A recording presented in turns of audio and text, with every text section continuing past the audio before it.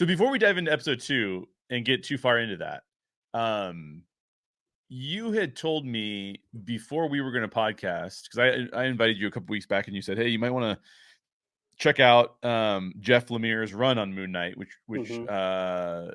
is pretty recent. I believe it's in the last few years." And Yeah, within the last 5 or 6, maybe, something like that. yeah, something like that.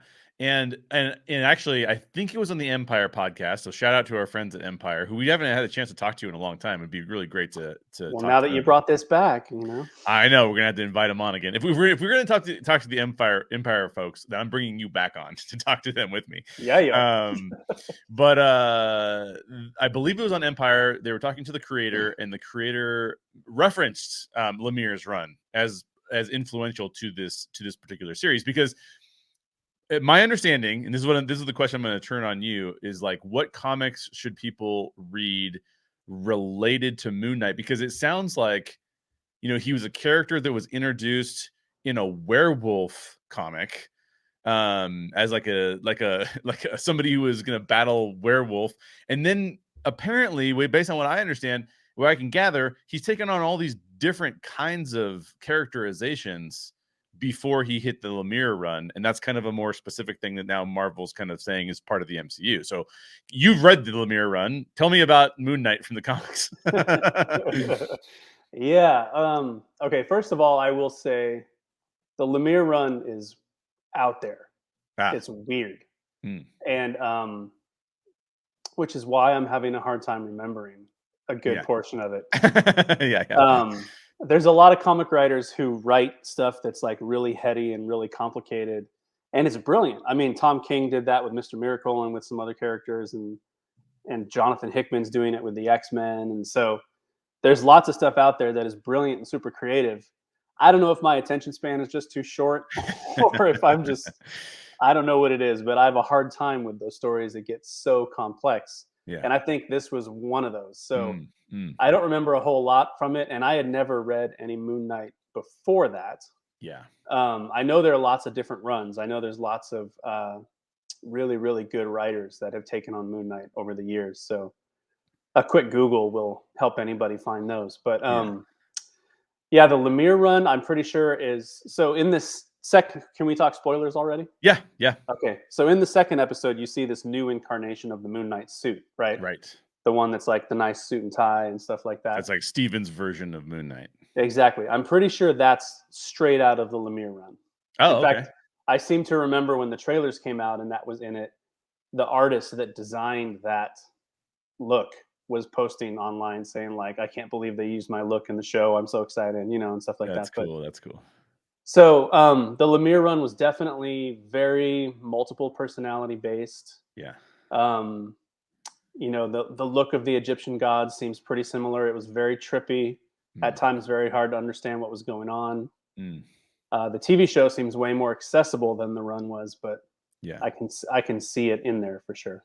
So far, that's been pretty true of the entire MCU, right? Like the Yeah. MCU takes some things that could, like, even the Infinity Gauntlet series is way trippier and way more out there. Yeah, there you go. You got the prop.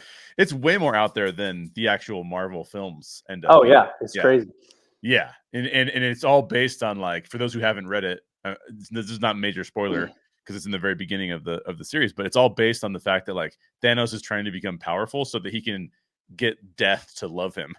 Yeah, Death is a female entity. Yeah, exactly. It's such a bizarre deal. So Lemire's run is a good run to read if you want to know what's influencing where the MCU is taking the character of Moon Knight.